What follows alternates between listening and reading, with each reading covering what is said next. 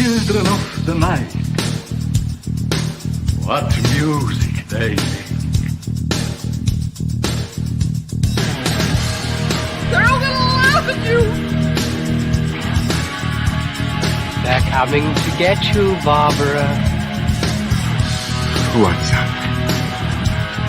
I'm not gonna hurt you. I'm just gonna bash you a bit.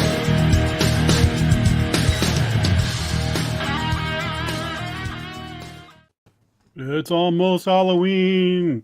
So the Vinyl Guys had to bring out their big guns tonight.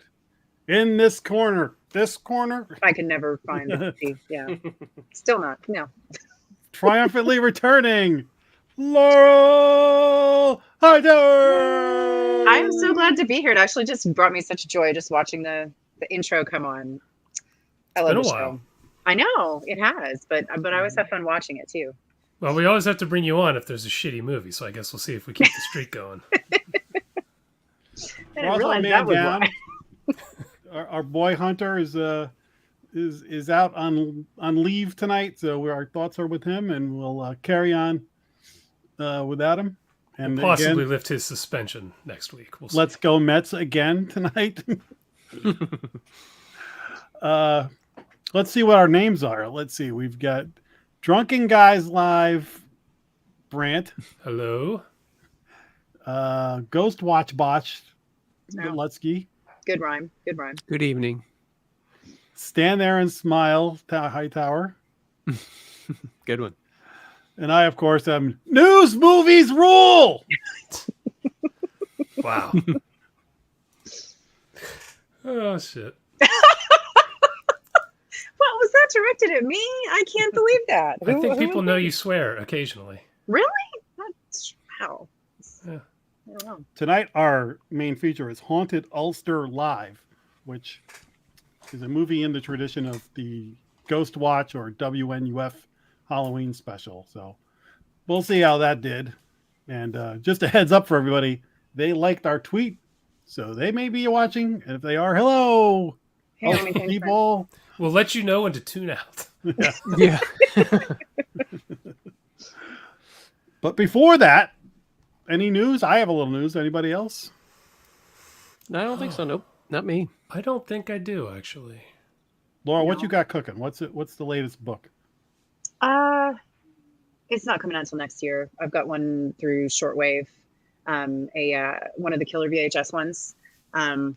It's another cryptid-ish, kind of creature feature that's going to kind of touch on the below universe. So that's fun to work on right now. Oh. What was the clown thing you were working on with?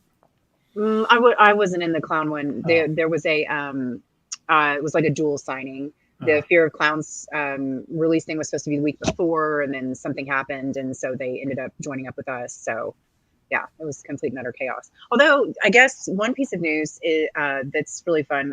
I don't know who else is going to go to AuthorCon in March. But Spirited Giving, which is the charity event that we've done a couple of times at StokerCon, is now part of Scares That Care. And so the Thursday night that usually everybody gets there on Thursday night. So we're going to have a performance then. And I'm not allowed to say anything about it. So I'm going to stop talking because I have really bad judgment. But it should be really fun. That sounds cool. Nice. Awesome, man. And Lutsky, you got a new creepy couch? Yeah. I got a new creepy couch. Long Legs is up. Just went up yesterday if you want to check it out. Cuckoo. Yep. I've got a new Monster Man, me and Hunter. New Monster Man. Lyle Blackburn is back telling us about the Lake Worth monster. This one is worth tuning in just to watch those two geek out about cryptids and me like laughing along, just like you two idiots. Like I still remember when that dude appeared on the last drive-in marathon, and I was like, I've seen that dude on Monster Men. What the hell is he doing with Joe Bob? He sings a song with Joe Bob about yes, I was like, Creek. This is insane. It is amazing because like Hunter or him will like say some guy's name and then they'll both start talking about it. I'm like, who? What? It's Jason when we start talking about the 70s. Yes, basically. So it was a lot of fun. He's been on 3 times. He's a great guy. And every time I see him on TV, I'm like, yes. Yeah, he seems cool. But he was slumming it with Joe Bob after you guys. Wow. Yeah, I know. Yeah. Nobody watches that show. It's I a like good to thing, think of Hunter as the Joe Bob and me as the Darcy of the Monster Men. I can see that. You're definitely easier on the eyes than that. Oh, yeah. All right. If there's nothing else, then I think it's time for news. Wait, we got Or drinking words. Oh, drinking words. Drinking words. All right. If you guys hear any of us say these words, well, I guess not any of us, whatever, you know how this works. If Jack says 90s Ghost Watch or special, if F in Hightower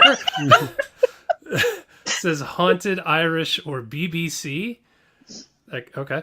If I say found Ranger or subtitles, if Lutsky says penny, attic, or rose, or if any of us say the bonus words live, devil, or news, take a drink.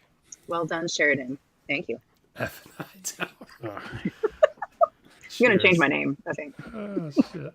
All right. Now let's do the effing news. It's the news. Yay. All right. So, a couple of weeks ago, I mentioned how Samara Weaving might be joining the Ready or Not sequel. And update, she is. It's happening. Samara's back. Bada bing, bada boom, bitty boom. Nice. That is amazing news. I have not watched that movie since it came out. I need to revisit that. I haven't seen it. Oh my God. It's so good. You got to get that on the couch, baby. Yeah, I've been thinking about it. It's on my list. Just realizing how many euphemisms there are for that show that I must have missed previously. I got a fever. The only prescription is more creepy couch. Casting couch, all of that sort of thing. Now, this isn't a sequel. This is remake. We also talked about how there is an upcoming remake of Hand That Rocks the Cradle with Micah Monroe.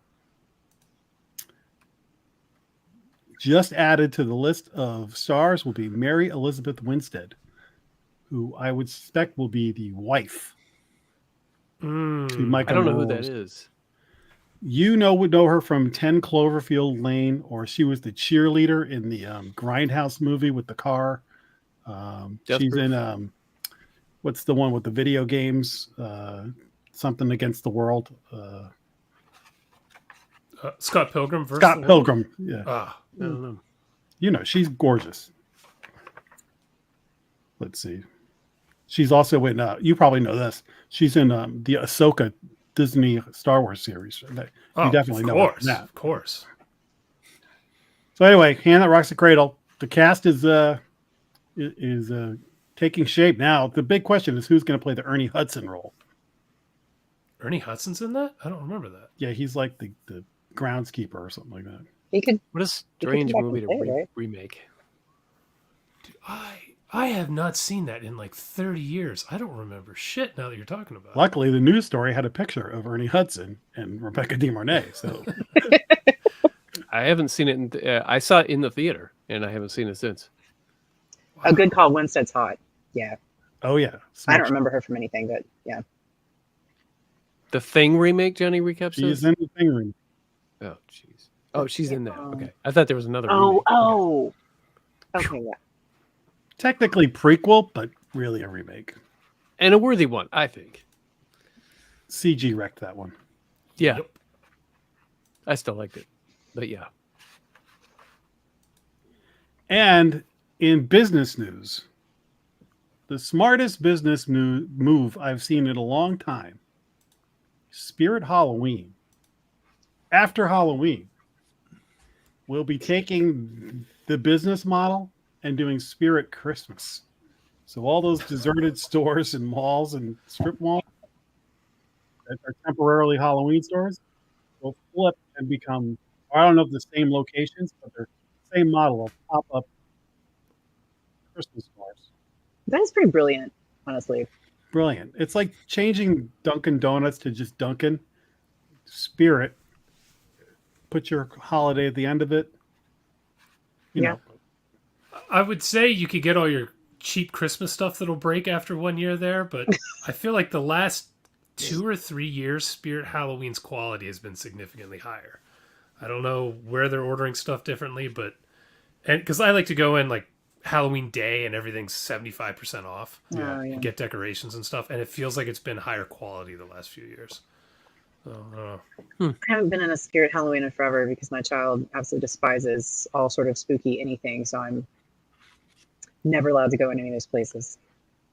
I've been working from home lately, so I'm not driving around much. So I don't even know if there is a Spirit Halloween around me. So I haven't seen a single Halloween decoration in a store yet because I haven't been in a store. Oh, I was going to say around my neighborhood. I see them. Yeah. Oh, good. Okay. I was worried. I have some lunatics down the street that you can see their place from space. They have so many decorations out. It's wild. It's awesome. And the great thing is for Spirit Halloween transitioning to Christmas is all the Terrifier 3 stuff can just stay because it's Christmas. Oh my gosh. Perfect. I just want to say I appreciate your nice segues there, Jack, like keeping us like gently on task, you know? It's a good skill set. Beautiful. That's why I'm the anchor man, baby. So anyway, subtext of this week is slow news week. Oh boy. So that is all the news that's at the print. Let's go to what we want.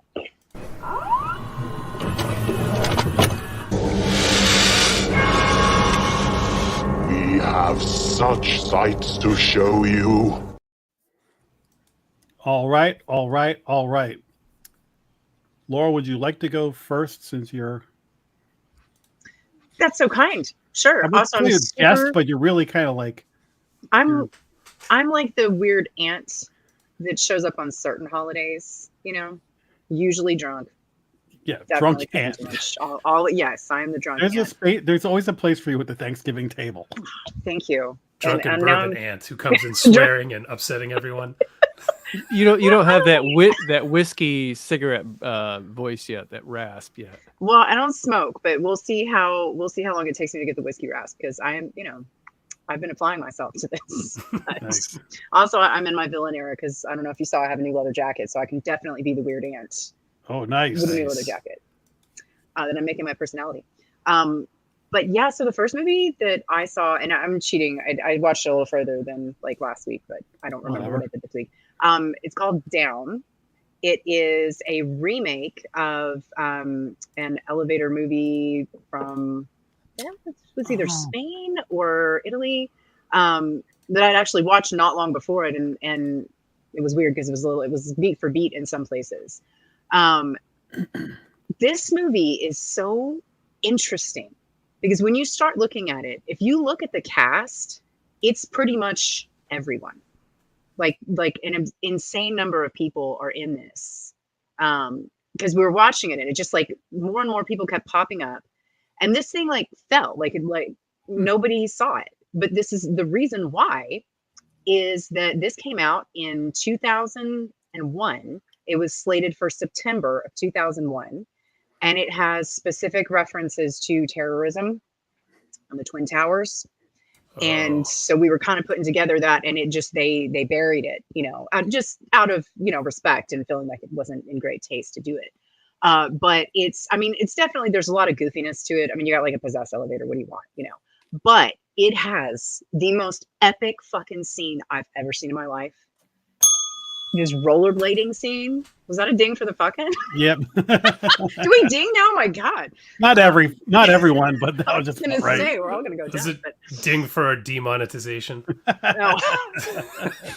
That wasn't an especially good one. I really liked it. You knew what you were getting. I just want to say. So there's these rollerbladers.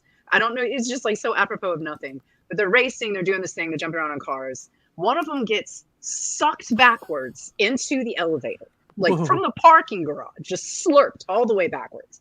Elevator rockets up in less than 2 seconds.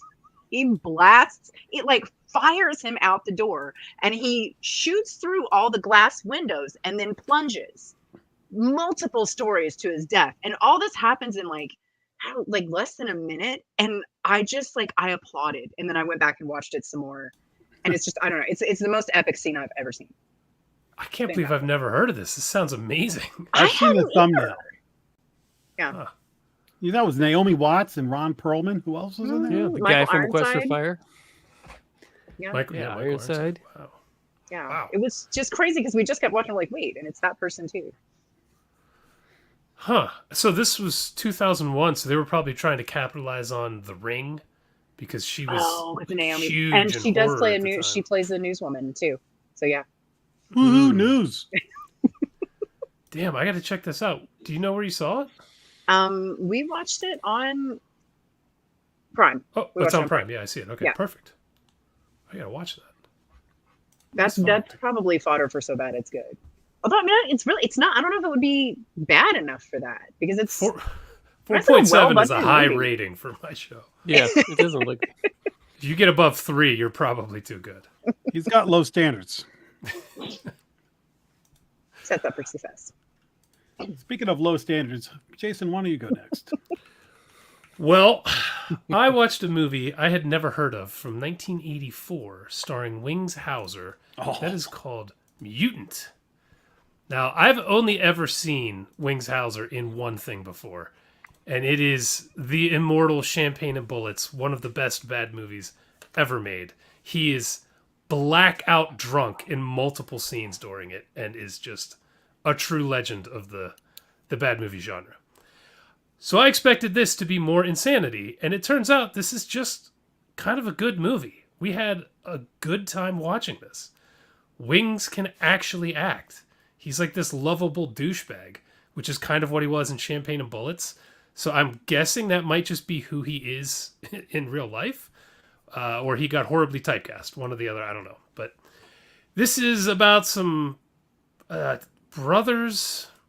I don't know if they were college students or not. Wings looks like he's in his mid-30s here, so I don't know. Like, if he's supposed to be a college student, that's interesting. Oh God.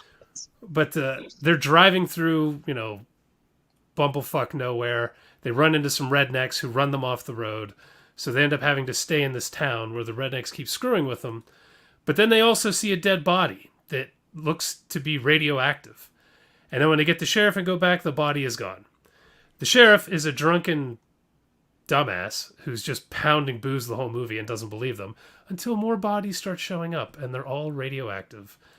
And since it's called Mutant, you can probably guess what happens. This is just a fun 80s movie. It's not great. It's kind of slow at the beginning. They actually spend a lot of time developing characters, which for a movie called Mutant starring Wings Hauser is kind of surprising. But it's just solid. Some of the mutant stuff is goofy. It looks like it's out of the 50s, like they're going "Rawr" with their hands up. It's not scary at all. The title of this movie should be Mutant starring Wings Hauser. Yes, that's the only reason to watch this. Wings Hauser is the star. So this is solid. If you are like me and you've never heard of this and you love 80s horror films, this is definitely worth a watch. It's not going to, change the game or anything, but for a movie I've never heard of, it is pretty damn good. Where's When it you were streaming? flipping through those pictures, that's got to be the biggest product placement for Dramamine I've ever seen in my life. Oh, and they show it multiple times. There are just posters for Dramamine everywhere. I don't know if it had just come out, but they were pushing it hard. It looks like it. Yeah. Now, Jason, the first movie I think of for Wings Hauser is Beastmaster 2, like the I've not time seen that. portal. So you never saw that then? I saw the first Beastmaster when I was a kid. It was on HBO, or not HBO, I think like TBS, constantly. But I don't really remember much of it, but I never watched beyond the first one, so. Are they SBIG material? The second one, I think there's a third one that I never saw. There is. I saw the one once, and Wings Hauser is anytime I hear him, I think of that. I mean, I saw, like you, when I was a kid, it was on HBO all the time. And one of the great moments of my life was the day that we were at Chiller and Hunter met Barbara Crampton, and I did too, but he had paid to talk to her. So he got his picture with her, and I took the picture. And I was talking to her, but I didn't get my picture with her. Right after that, I think it was, all right, anyway, that same room, John Amos was at a table, and he was in Beastmaster, and I walked up to him. I was like, "Oh my God, can I shake your hand?" He was a father on Good Times and stuff. He goes, "Yeah."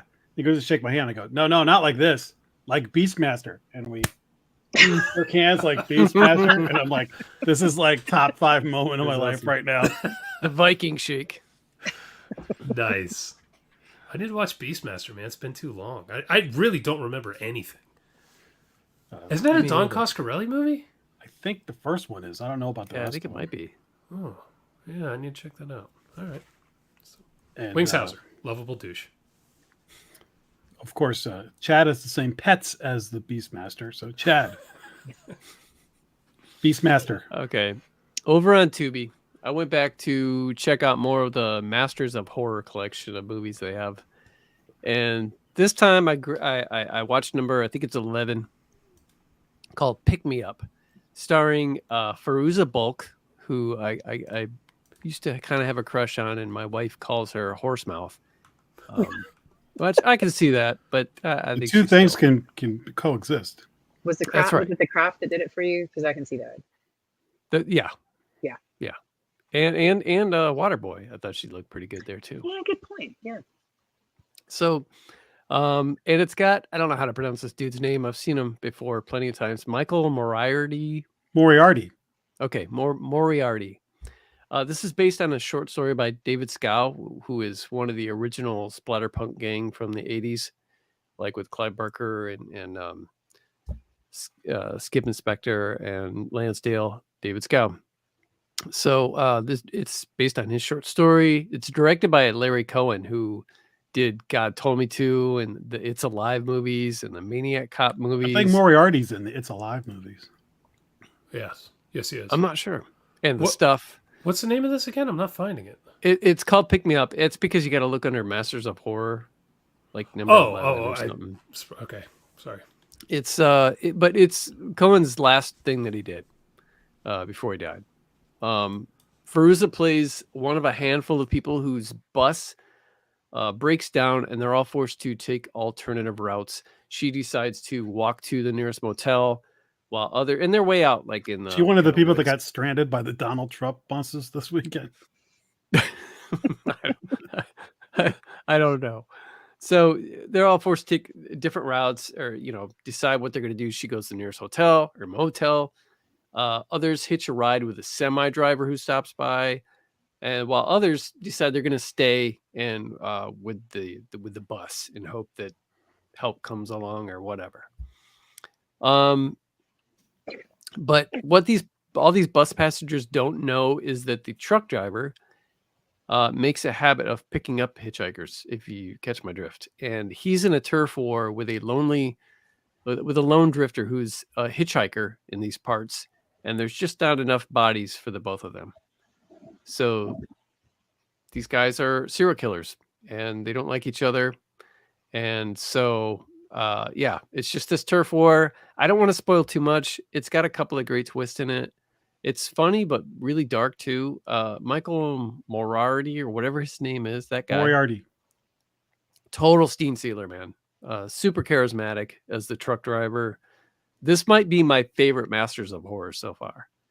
And I've seen a couple of really good ones like the Jennifer and what was the one? Cigarette Burns, I think is what it was.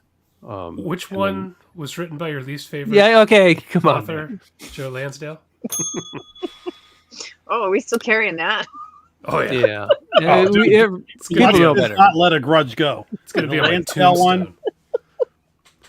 So yeah, man, I recommend this one big time. If you're looking for just like an hour-long horror movie, watch Pick Me Up. It's a lot of fun.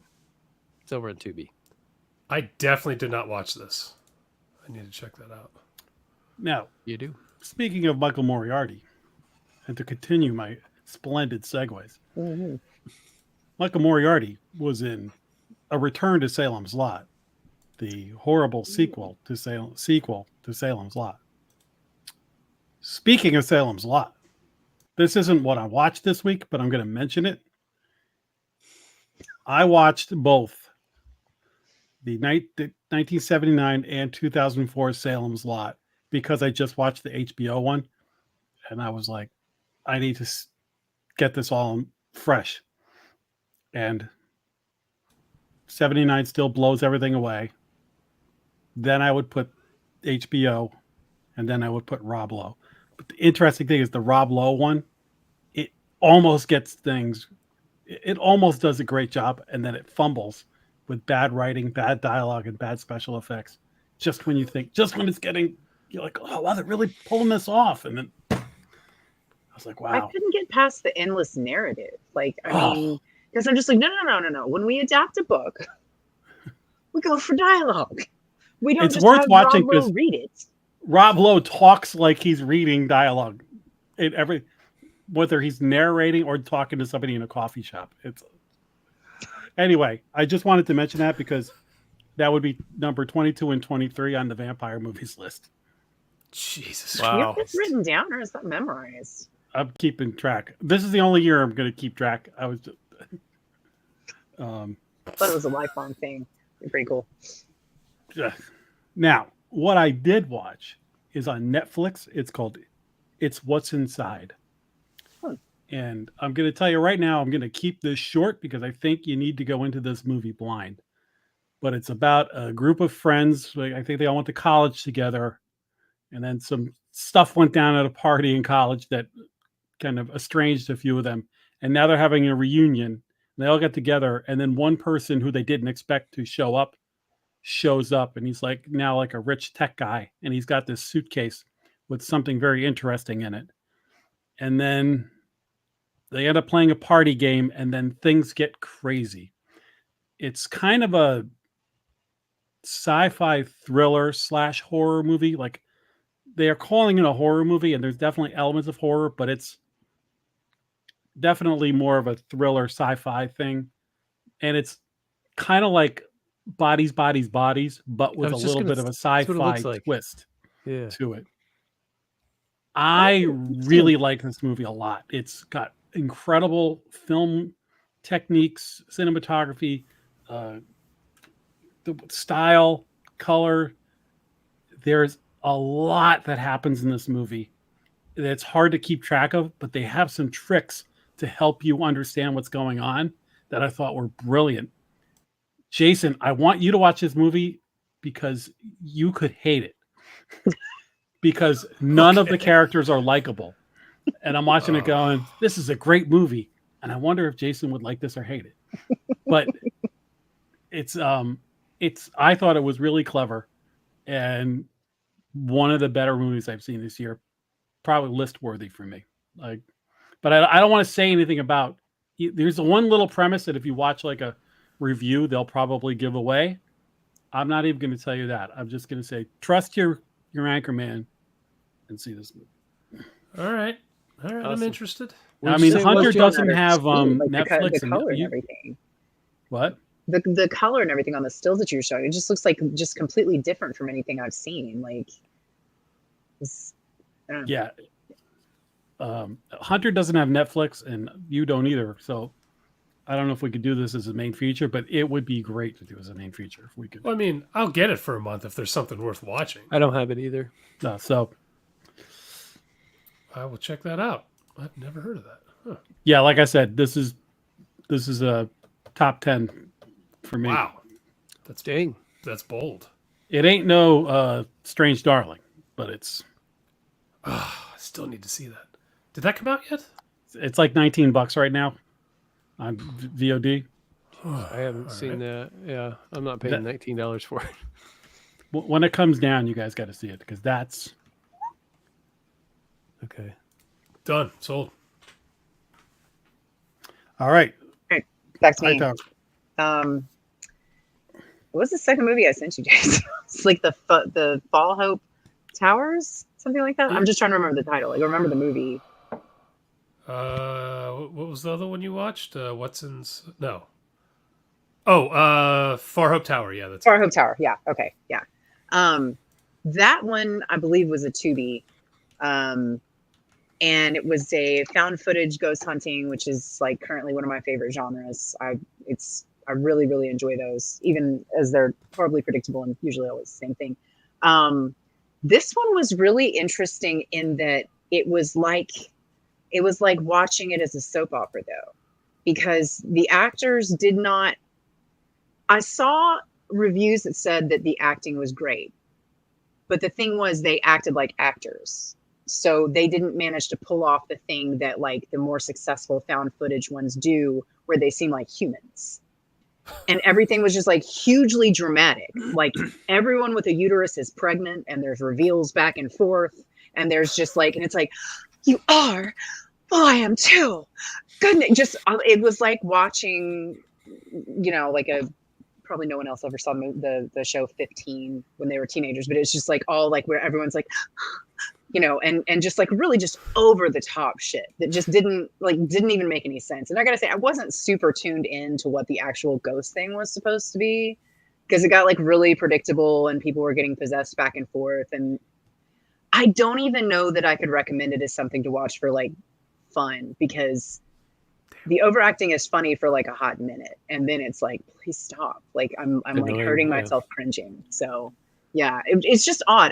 I've never seen one where they took that tack with the acting and making it just like, I don't even know if there were ghosts. It might have just been all of their interpersonal dramas, and I don't know. Oh, God. You're welcome. You're welcome for preserving me from that one. I also like the found footage ghost hunting movies, but I think I'll pass. If you don't even know what the ghosts were, I think I'm good. They were not the prominent factor. There was but I do have to tell you that one of the most frustrating things is this chick gets a compound fracture, which seems to again be like a very common thing now in horror. But guys, it's okay because they said it. Oh. Like they like grabbed it and like pushed it, and like that's not how that works. That and then sounds she got up painful. and walked with a slight limp, and I was like, Oh. What? That Yeah, sounds like a so- kung fu movie. I'm so much less worried about compound fractures now that I know how to fix them. I feel good. This is true. Wow. Yeah. Chick Yeah. was tough It's as like Dark nails. Knight Returns when Bruce Wayne's like paralyzed, and then the guy just cracks his back, and he's okay. Yeah. Oh, God. Am I up? You are up. I watched a new movie called Stream, which I think just dropped. I've heard And of I watched it because it has a 6.3 out of 10 on IMDb with 1,100 reviews, which is, for a horror film, is crazy high. it. Wow. This is the usual story about Jeffrey Combs running a hotel and running a murderous live stream show where he kills off all his guests who stay there. So basically, these people come into the hotel, he locks it down, and then all these different killers are competing to see who can get the best kill for the live stream. This was made by a horror lover. Look at this cast. The Yeah. cast in this is utterly insane. I'll read some of this for the listeners, but we had Jeffrey Combs, Dee Wallace, Danielle Harris, Tim Curry, Tony Todd, Bill Moseley. A lot of names, a lot of people I recognized, but I didn't know their names. Felissa Like Rose. Felissa Rose. Felissa Jeez. Rose is in it for about 30 seconds. Tim Reed. That's Venus Flytrap from WKRP. Oh, wow. Felissa Holt- Rose. Yes, we just talked about Yeah, that. we Mar- did that. But wasn't that one? I wasn't listening. I was looking.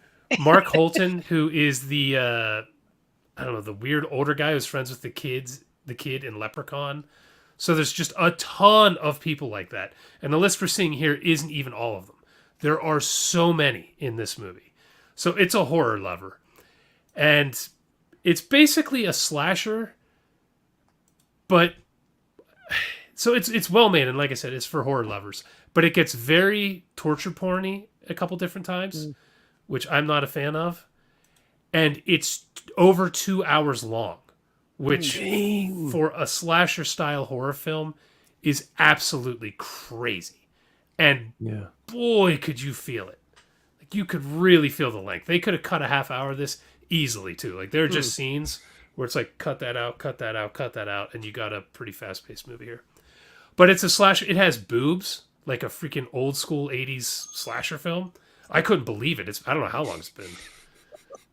Maybe since Terrifier probably was the last time I can remember that. But I think the length and the gore, I feel like Terrifier is kind of pushing the genre in that direction a little bit. And I don't like it. So keep the length down, people. 2 hours is crazy long. Yeah, I thought we were. But- I thought we were going the other direction. Terrifier's like getting absurd with the length, so I hope this doesn't become a thing. But Jeffrey Combs is in this movie a lot. Daniel Harris is in this a lot. Some other people appear for a scene, 2 scenes, but there are a couple people in here quite a bit, and they're great. So, not my favorite movie of the year. Won't make my list just because some of the styling stuff I'm not a fan of. But other people who love Terrifier, you might really like this movie because there are some really gory sequences in this. So, worth checking out if you're a fan of that stuff. Nice.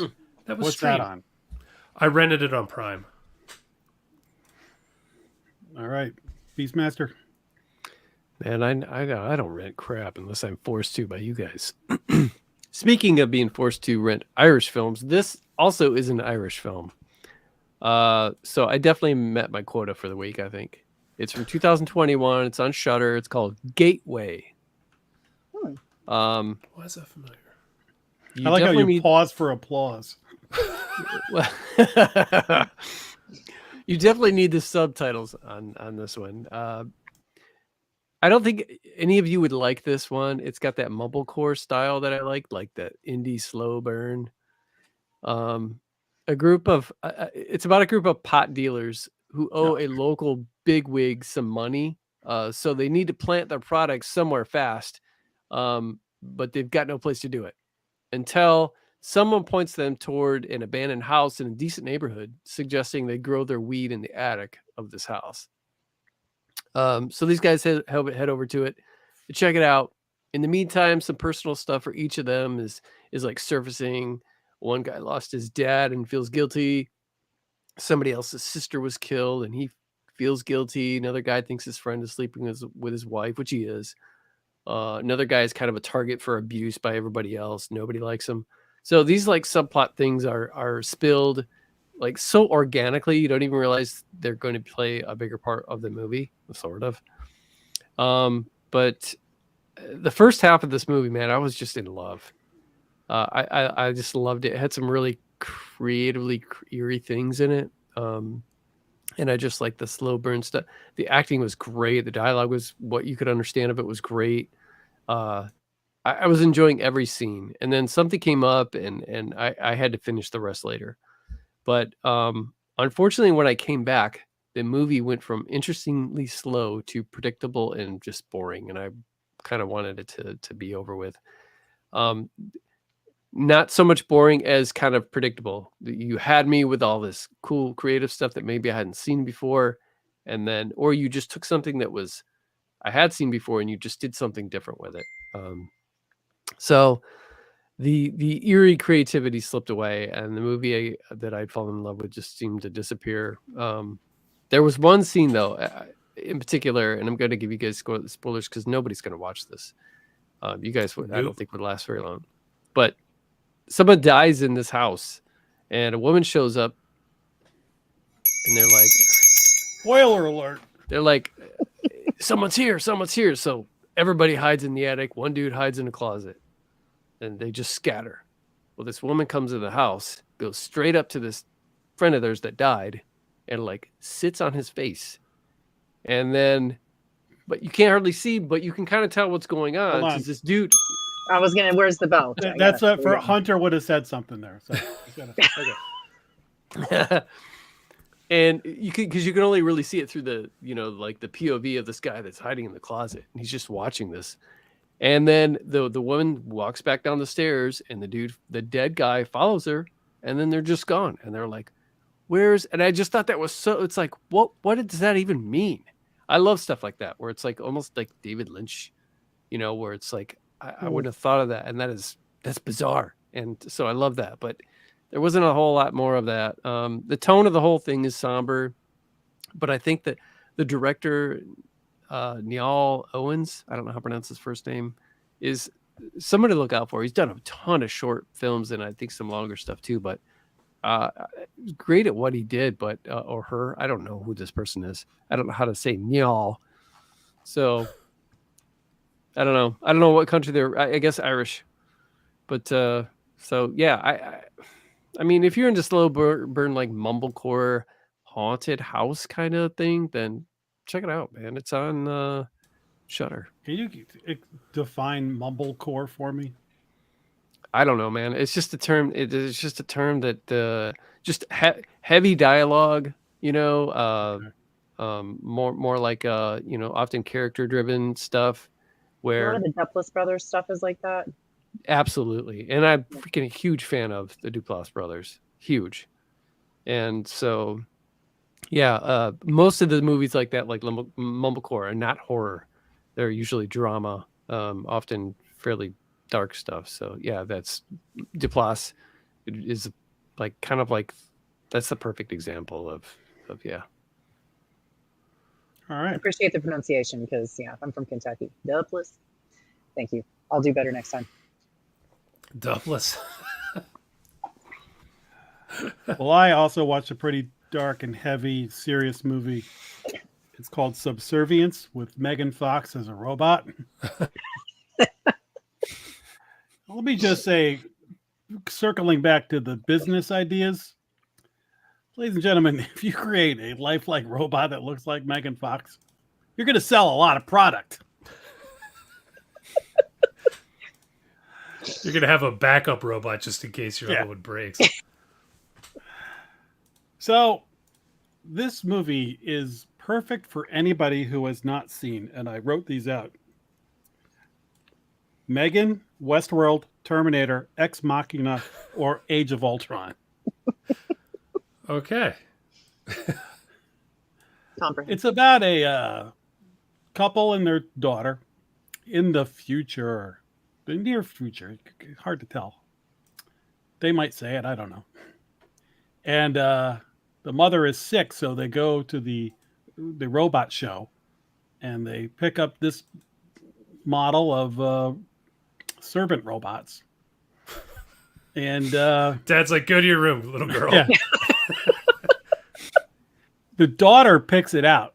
So he has a fallback to when the wife is like, so that's what you picked. Like, that's the one she wanted. I don't know. Me and my friend at work were talking. We were like, now, if you're going to buy a Megan Fox doll, I'm not saying she's not gorgeous, but aren't you going for like the Transformers movie version? Anyway, she's a robot, and eventually, like Yul Brynner in the original Westworld, turns. Except she talks, not like Yul Brynner. And also, she can have sex with her master, unlike Yul Brynner. And then it slowly becomes kind of a Megan and then a Terminator movie from there. So, if you're looking for a rehash of those movies, or you want hour and a half of Megan Fox acting like a robot, Oh wait, no, she does that? she not quite the Right, but the robot, but that's sort of like It's pretty cringy. like yeah. she's acting like a robot.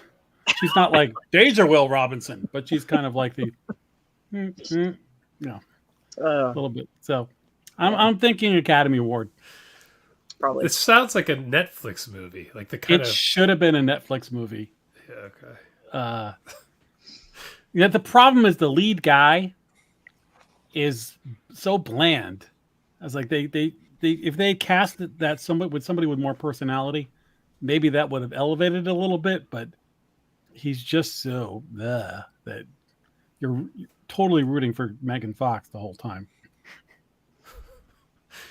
Would a regular person be rooting for Megan Fox, or were you personally rooting for Megan Fox? Were you biased? I can't objectively answer that question because I still have my Megan Fox goggles on. That's hilarious. Can you imagine being the wife and your husband goes out to get one of the Tesla robots, but comes back with the Megan Fox version? Oh, Hey, the honey, wife. this was cheaper. Yeah, Did any of you guys watch Californication? Yeah, some of it. Yeah. Do you remember like the first episode? The company's with a girl who punches him in the face while they're having sex. Yeah. That girl plays the wife. No shit. Yeah. Oh yeah, I just saw the picture of her. She looks like a female Will Wheaton. Wow. just slapping her. She in does. face. The picture that you just It's That not is- enough. It's That not is enough. the My last husband's thing I sister with thought Megan of. Fox. I think of when I see that girl. you're never gonna look at her the same again. Look at You've ruined California. I just ruined a file in your head. look at the crushers on her. Wow. Jesus. Does anybody have anything else? Because that's a mic drop moment. Yeah, actually, I just wanted to add really quickly because we're in the Halloween season. There's a game I mentioned probably 2 years ago called Devour, which is a horror game where you and a friend go in and you have to banish some kind of ghost or a poltergeist or something.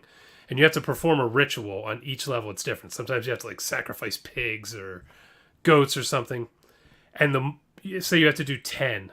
The more you banish, the crazier the spirit gets and the faster it gets on this level. And it's you and up to 4 friends. And we decided to play it again because there were new levels out. This is maybe the scariest game I've ever played. I should probably just say it's the scariest game I've ever played. It is so freaking intense.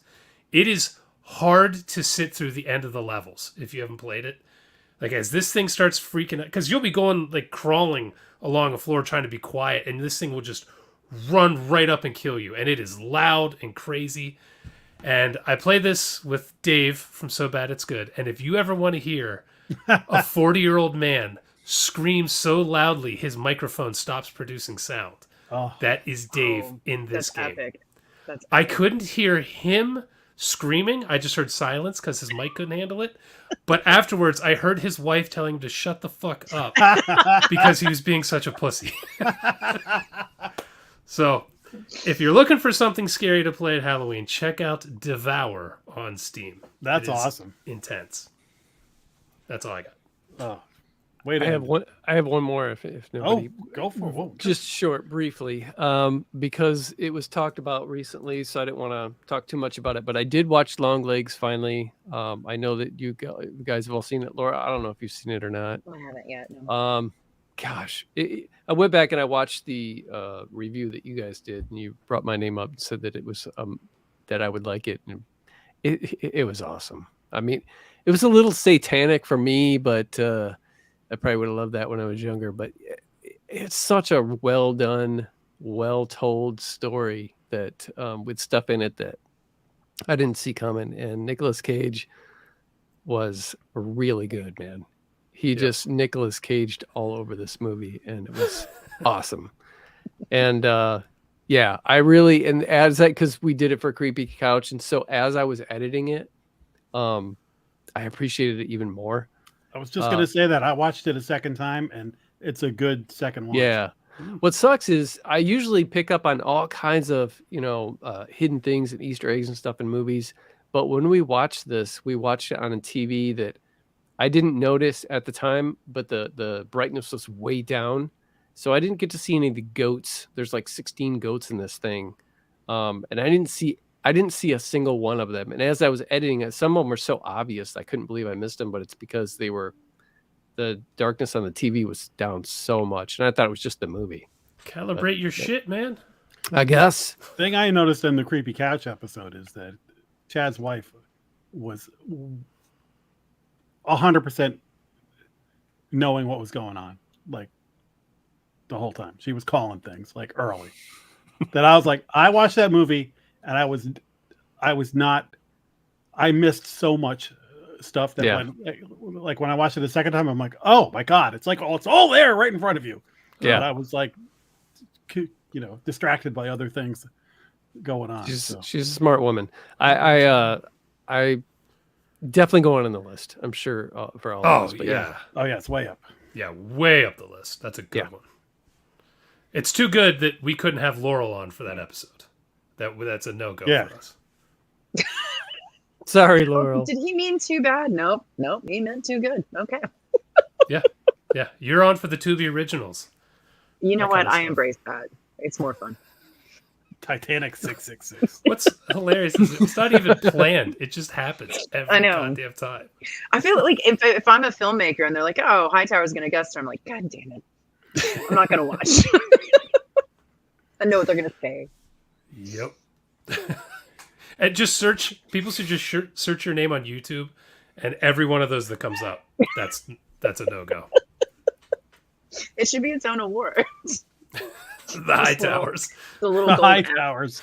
We do our top gold 13. You do the Hightowers. You know what? The bottom. When we do our top 13 show, we should all pick like our Hightower bad movie of the year. Well, it'll be easy. We'll just go back and see what episode she was on, and that'll probably be Just it. throw it out there. All right, are we ready for the main feature? Yep. Oh. Yep. You like scary movies? Uh-huh. What's your favorite scary movie? I don't know. You have to have a favorite. What comes to mind? Okay, Haunted Ulster Live, a movie that is, like I said, a throwback to Ghostwatch and WNUF Halloween special. It's basically a news crew. What year is this? Like 98. 98. Okay. So it's a Well, broadcast. 98 and 2023. But yeah. Yeah, so it's 2003, I guess, talking 23. about a 1998 news broadcast where a news team went to do a Halloween segment at a haunted house, and then it turns out there's really stuff going on in the house. So it's that kind of thing. So let's let the guest go first again. Let's let the drunk ant go first. Just want you to know I'm completely sober right now. So, I did not hate it. It was enjoyable. I like these type of films, and I love Ghostwatch. And I had seen that for the first time relatively recently. I think just when it hit Shudder, is when I watched it, and I really enjoyed that. Really? But I think that might have colored my view of it, because Ghostwatch is so well done. And this didn't quite hit the mark on that. Although there were certain elements that I did like more. Like, this was a lot funnier. Like, particularly like to start with, it was very much a little bit tongue in cheek and that kind of thing. I did enjoy that. I thought that added something to it. I know we'll get to the end later, but yeah. So, I mean, it was very disjointed. It felt very disjointed to me. I don't know. I don't think. Yeah, I'm not going to add anything to that. Yeah. So I enjoyed it. But yeah, it was very disjointed in my opinion. Okay. And now, Lutsky, what do you think? Is this the time when the filmmakers should stop watching? Yeah. Oh yeah. So okay, let them listen to mine. If you're affiliated, yours is very kind, Laurel. If you're affiliated with a movie at all, you're probably not going to like me after this, but yeah, I really, really, really hated this movie, like bad. Wow. I was bored out of my mind, and I was kind of amazed. There were a couple things that I appreciated.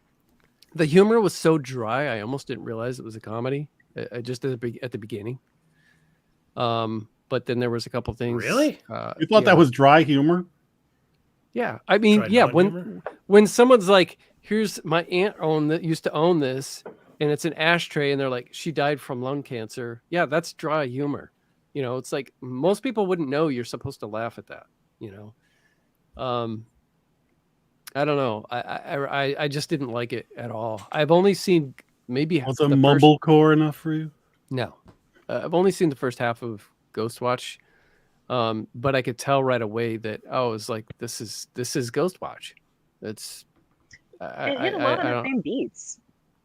Yeah, I just it was what was it, like an hour and 18 minutes or something like that, and it just felt like much longer than that. I didn't see the purpose of the movie at all. It didn't. I'm sorry, I don't have anything nice to say about it. I should just shut up. All right. We're all Jason. terrified they're in the audience. Okay. About a half hour in, I was like, there's no way Chad's going to be happy with us about this pick of a movie. I didn't expect you to hate it, but I was like, there's no way you're going to like it. I am a massive fan of Ghostwatch. I saw that 20 years ago. I love what they did, getting a news guy to act in the movie as himself. at a time when the program is on. Like, I just think all that is genius, and I love that movie. I also love WNUF Halloween Special. Apparently, there's a sequel that you can only buy on It's DVD. hard to find. Yeah. Yeah, you can't watch it digitally. You can't stream it anywhere, so I need to buy a copy. Toten, send it to me.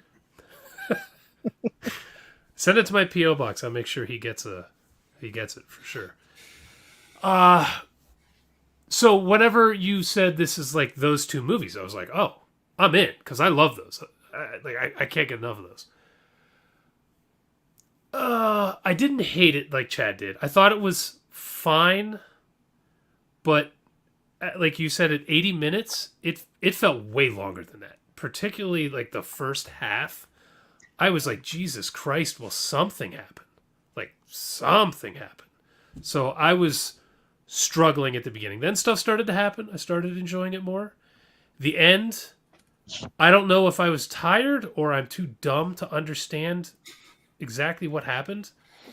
But, like, I think I had the gist. But when it ended, I was just like, I don't get it. So... I was And hoping that my one of you guys understood. So yeah, okay.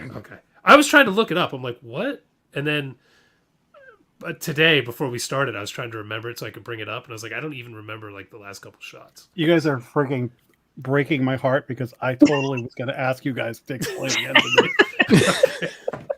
of it. I looked it up too. Last thing I'll say is this is way too similar to Ghostwatch. Mm-hmm. Yeah. It's too close. They needed to deviate more than they did. So it's hard for me as a massive Ghostwatch fan to watch something that is so close to it and be like, yeah, I think they needed to deviate a little more. yeah, But obviously this is crazy low budget, like very, very low budget. So I appreciate that part of it.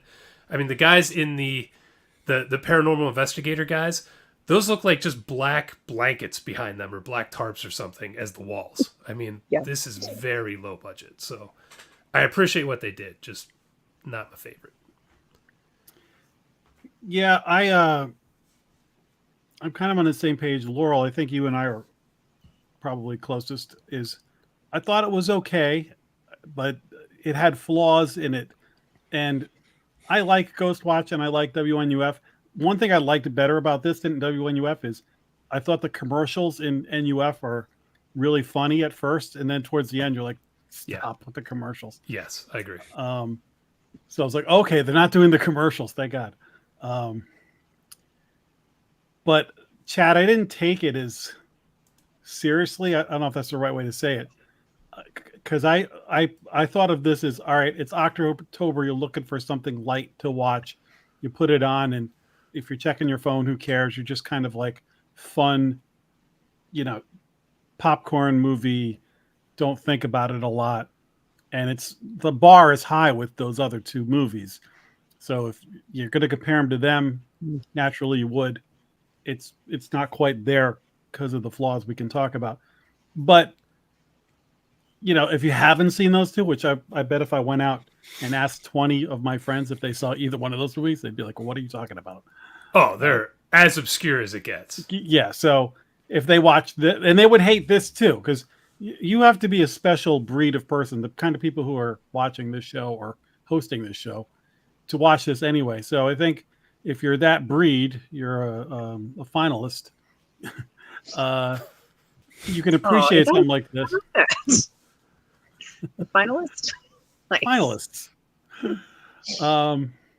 You might appreciate this, but I don't think it's going to be like Ghostwatch where you buy a copy and you put it on yourself. But for something to watch in October that's different, I think it would entertain you for the night kind of thing. But like I said, the ending got confusing, and the pacing's a little bit off like that. So definitely had flaws, but I didn't like Chad. I'm not knocking you for your opinion of it, but I didn't have that kind of reaction. I was just sort of like, okay, that was fine. Move on. I didn't loathe it either. I do want to add, turn subtitles on. The first half, there were so many parts where I kept rewinding, and I'm like, I have absolutely no clue what they're saying. And I don't like to watch movies with subtitles on unless it's a foreign film, because I feel like I'm not paying attention to the performance in the background. But about 40 minutes in, I was like, I have to turn subtitles on because I'm missing probably quite a bit. Yeah, I turned them on too. I have them on all I the almost time. turned the whole movie off. And then I was like, I just paid $5 for this, and I might as well finish it. But I almost did. You know, Chad, I think where you're hitting is if this should have been a Shudder movie. I will say this. This is my first Screenbox exclusive. And if this is what Screenbox offers, I'm because I thought about going over there recently, and checking it out.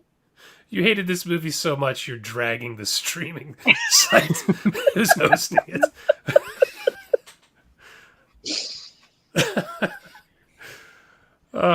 He's mad at us that he had to rent it. Dude, literally half hour in, I was like, "Oh God, we're not going to hear the end of this." This is one of those movies where I'm so convinced. This has happened a couple times. I'm so convinced that we all just hate our lives as we're watching this, and then when we come on the show, it's like I'm wrong, and I'm like, it's so. Sometimes I think it's because you're afraid somebody might be watching or something. And I think that there's some, I don't know, love given that maybe shouldn't. But I'm not like that. So, and I hope that I don't piss anyone off or hurt any feelings because, as we always say on the show, I'm not out there making a movie. I'm not out there making it happen. They are.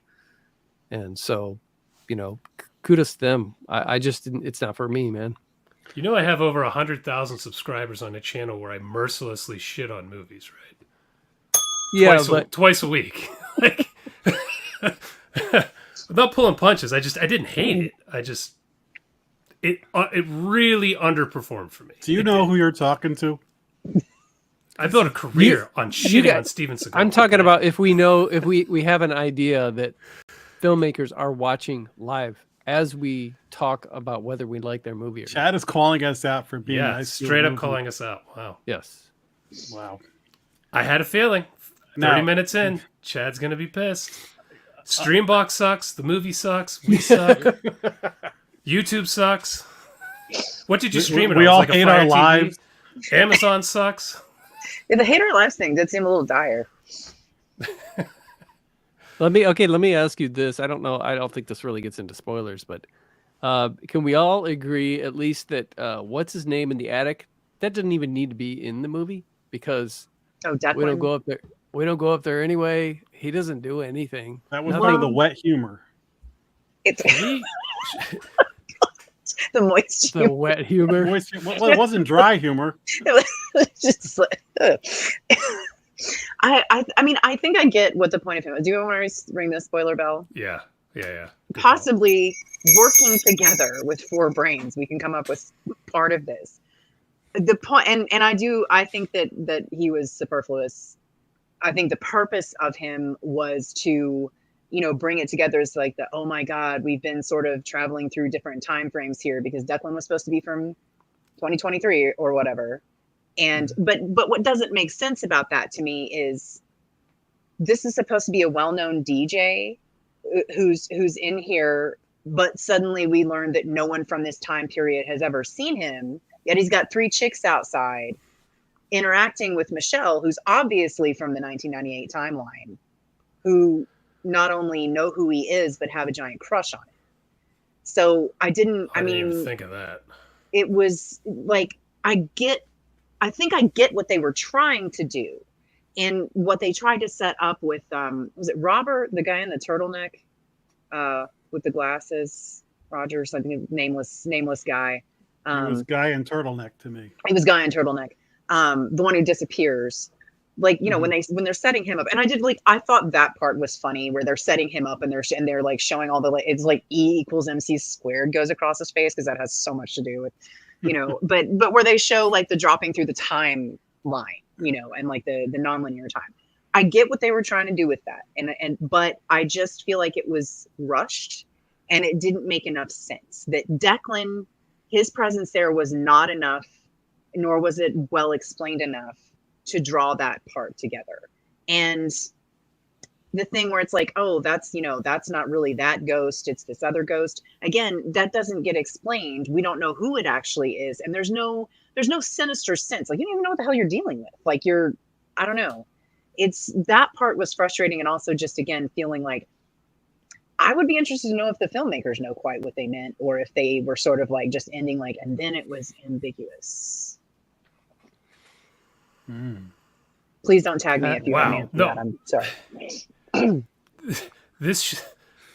That was well said. I had dumber questions than that about the ending. If the guy in the attic is a part of the broadcast, and the crew is watching the broadcast with this guy in it, but then it turns out at the end, none of them know who he is. How is like the production booth, the director, all these people not like, who the fuck is this guy broadcasting in our stream? They're cutting to him, but at the end it's like no one knows who he is. I didn't understand that.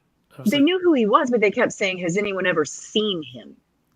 Has anyone actually seen him? So I think the insinuation is that they've been able to hear his broadcast all this time. But that would insinuate he's working for the station. Yeah, but nobody has ever. How does that work? I don't. And also, like, they have him on video is what gets me. It's like no one's seen him. I guess it was that they hadn't seen him in person. But that's what I'm saying. It's like I feel like, yeah. I did not get that. I was like at first I was like, oh, time travel, cool, interclick. Wait a minute, this doesn't make any sense. I was so frustrated and over it by that point that when the girls realized, or the girl, I think it was just a girl, or maybe both of them together, the girl in the red dress and the dude, they called a dinosaur, who was the same age as me, and that hurt my feelings big time. Yeah, he's 54. He when they realized that they're kind of like trapped in this thing. At that point I was like, oh, okay. And then my phone like rang and I was like, oh, thank God. And I got on my phone and it just I tuned out the rest of it. At that point, there was like 2.5, 3 minutes left and I just didn't care. All right. See, I thought the time thing was interesting. Mm-hmm. And I started like, oh, okay. But then the more it was going, I was like, wait a minute. How? And then, go ahead. Sorry. No, it was an idea, not a plot. Like it was an unfleshed out idea. Yeah. Is what it feels like. Yeah, it felt like somebody had a great ending. They're like, I think I have this great ending for something, but we're going to have like almost an hour and a half to get there. So, what do you think? Let's write a script, and this is the ending, and that they cared about that and nothing else. I don't know. It was just the ride getting there. When I was younger, I used to think that because I was a big lover of things like Night Gallery and Tales from the Dark Side and Twilight Zone, that every story told in a short form had to have some kind of like wow factor at the end. Like the last sentence had to be like, oh, wow, I didn't know, he was dead the whole time kind of thing. And so for first couple of years of writing, I did all my stuff like that. Then I realized the importance of, just from reading, the importance of the ride getting there. And this ride getting there was not fun. And that's why I just didn't care if it had any kind of cool, like, oh, wow, yeah. I think this has been very interesting listening to three authors dissect and explain this movie to me, because I honestly was on automatic pilot, was watching this and just going, oh, it's time loop stuff. And just kind of like letting it flow over me. And then it's like, all right, it was time loop stuff. And just, when you're saying things, I'm like, oh yeah. Oh yeah. So, I might like this movie a little bit less now that you guys have. Okay. Can somebody explain the numbers? So I don't know if I didn't understand the numbers because I couldn't hear a third of the movie. Oh, the binary.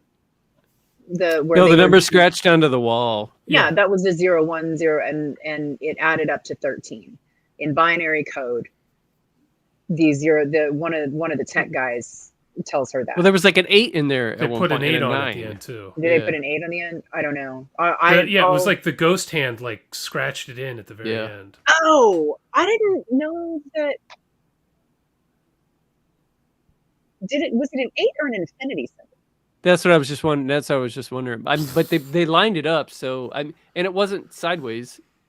Yeah, I don't recall. What the hell does it mean if it's an infinity symbol? Well, it screws with the math a little less, I guess. I don't know. Binary 0, 1, also 8. So this movie could have used less math and more robot Megan Fox.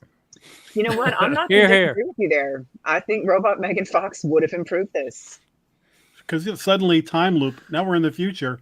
Oh my God! There's Megan Fox robots in the future. We're staying. What if in the last act, the 54-year-old executive producer newscaster guy, his Megan Fox doll arrives at the house right in the middle of the presentation? There we go. Would have been interesting. From the future. He's what you got instead of the Megan Fox doll. He's what showed up. I did want to say, I actually liked the part when the producers all started yelling at each other in the house. I was like, this is actually interesting character stuff. We could have used this early in the movie when kind of nothing was happening. Yeah. I did. I felt like a little bit of that character development was nice because I didn't think they overdid it. But like talking about their careers. And yeah, Chad, he says he's 54. I feel like that is part of the point, is that in that sort of format, in that career, that's they're calling you a dinosaur, they're calling you dead at that point because it's geared towards younger people, particularly and so he's feeling like so he's feeling like a has-been. Meanwhile, the younger woman is just being told to constantly stand there and smile. She's never going to be taken seriously. She knows that's what she's there for. And I will say again, like, I didn't have a whole lot of emotions with this movie. But the last time that when she and Jerry are standing at the stairs, and the producers told them they can have like 3 minutes, when she puts on that smile, as hurt as she is, and it looks just the same as before, that did kind of kill me just a little bit. So I did feel like that character development was nice. But like you said, it would have been nice to have it earlier. It would have, because nothing happened for at least 30 minutes. Yeah. So what you're trying to say is I'm still a young buck. I am. Right. I am. Thank you. And I was gonna. I knew it. I knew it. I don't know if this is awkward to say if you've had it, but like, did you get layers? Yeah. I learned how to cut my hair myself. That's awesome. Like tone complimentary. Because do you know who told me? Freaking what's her name? Christina Osborne. Oh. She gave me a link to a video or whatever, and my wife and I have cut my hair the last 2 or 3 times in the last couple of years. Yeah, I chopped like 14 inches off from it. Let's do it. Anyway, just lost all my man points. They're great layers. But are men not allowed to have layers? Wow. All right then. Look, I had to girl it up a little at the end, okay? Yeah. Well, we're in non-binary podcast. We threw the 8 on there, so yeah. So the binary numbers don't work anymore. This is the kind of movie I hate to sit and pick apart, because I know this was made for no money, and I know like they had to work their ass off to get this done. But that first 30 minutes was like, it was hard for me. I'm not going to lie. Like, that was the worst part. I got way more interested in the second act, but the third act ending and me not having any clue what that stuff was tough. Yeah. Like, they were trying to go out with a bang, but instead I went out and I was just confused. I was confused too. Yeah, it was more of a womp than a bang. Yeah. But if you're into that kind of thing, and you're looking for something light and easy and not easy to understand, but easy to watch, Yeah, I was just say they could modernize the format. Instead of copying Ghostwatch, you could do it in modern times. But then again, I hate influencers, so never mind. Don't do that. Okay. Go back to the 90s. Sorry, what was that, Laurel? I have no idea if I said anything. I was just thinking how that would like play. Because there's part of me that like, I guess that's the thing. It's like, I loved Ghostwatch so much. I thought it was so cool that it's like, I almost was just like, I want more. Like I want, but it would have to be different, obviously. Yeah. But I'm sort of interested to see how somebody would do that. This was too close. It was Too entirely too close. close, and it begs comparison. And I do think that they were attempting initially to differentiate via like a parody type thing, because they're like, oh, look at the ghost we have, and it was like a dude standing there, you know. And I'm still not even quite sure I understand that, but in any case, Okay, thank you. The picture was just a dude standing there, yeah, right? it's like, They kept calling it yeah, a ghost. I know, and I kept Yeah. being like, is the ghost supposed to be next to him? It 'Cause I was don't the see least shit. scary ghost picture ever taken. Like Yeah, a dude like, broke into no. your house. Yeah, I like, kept it's like not- going. Am I supposed to be looking for something? Yes, Isn't yes. it- I was looking right past the guy because I was Yeah, like there and they're talking I about can't. him. I've never been able to make the magic eye work. I'm like, I assume this is one of these situations. As a matter of fact, the poster for this is that picture, but it's kind of creepy Colorized. because of what they've done with it. But The not director's in probably movie. watching this like, you dumb fucks. You missed it right in the corner. Yeah. If They're so, we definitely accept watching blame. that and saying that. Yes. I mean, they're not wrong. I'm an idiot. Nobody should listen to me. I'm the biggest idiot here because you guys are talking about something. I'm like, wait, really? Oh, I'm just getting a kick out of you guys. You have got the bar down so low that you're saying, well, I did like this part, and it's such an insignificant part, and it's hilarious. I like that, when they were talking about that, it's like, oh my gosh, are you but hearing I'm yourself watching. right now? When you watch a movie like this, for me, I am not watching it with a critical eye, and I am not paying as close attention as you guys are. I'm just kind of letting it go and going, oh, okay, there's ghosty stuff going on. I don't quite understand, but I'm rolling with it. It's like, when you're not quite sure who the good guys and the bad guys are, but you're like, all right, they're shooting. And then when they're happy about who got shot, I'll know that was a good guy or a bad guy. Because also you guys are like the Brady Bunch, and you have like you're each like assigned sort of like reviewer persona categories.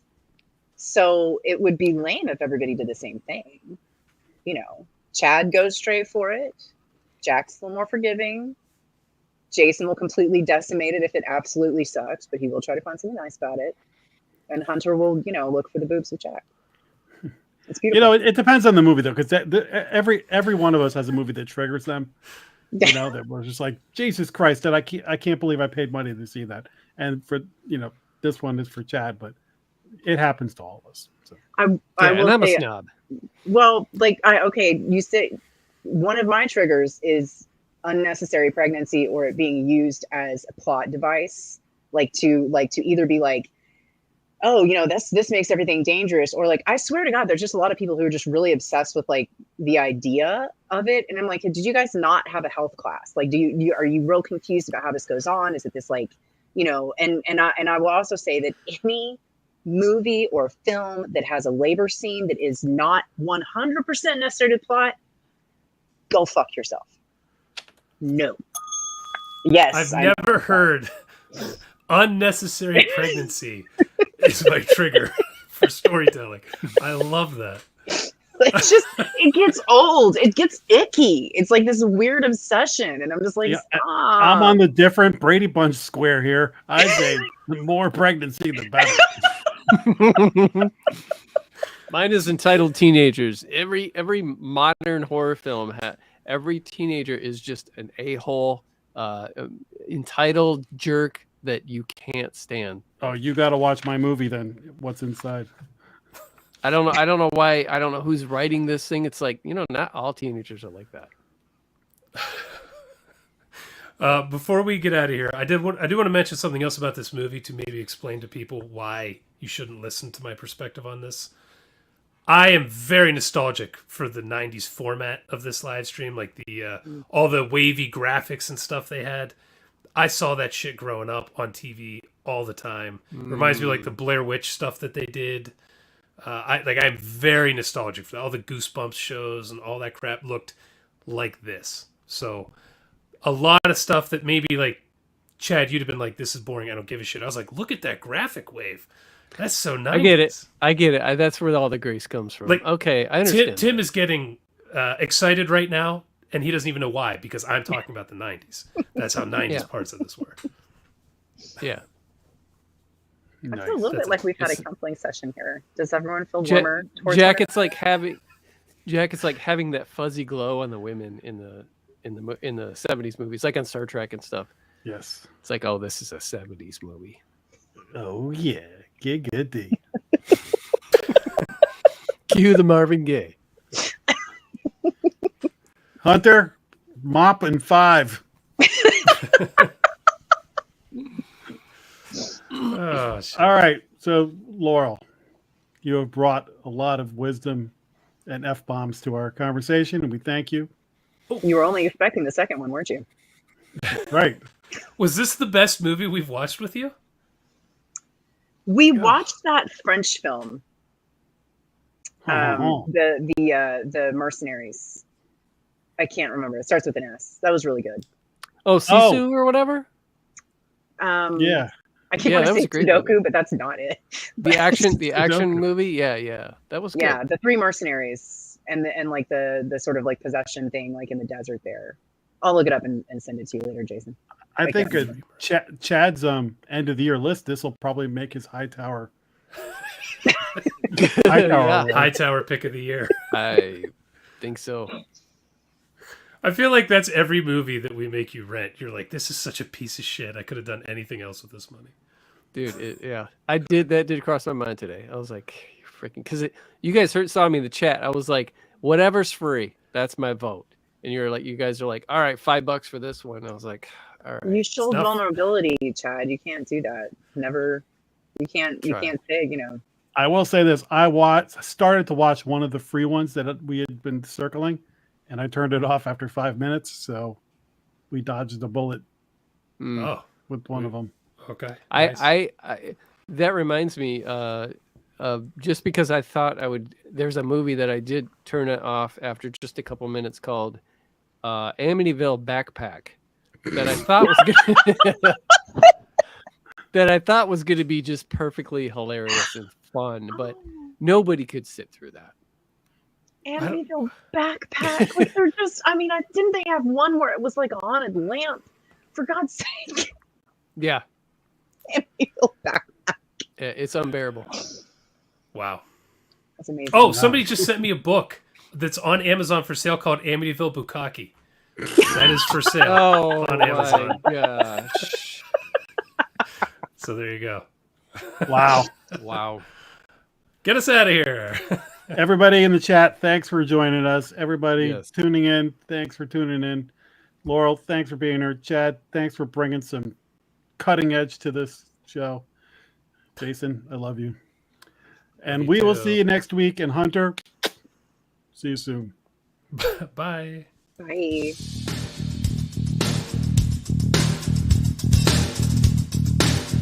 Game over,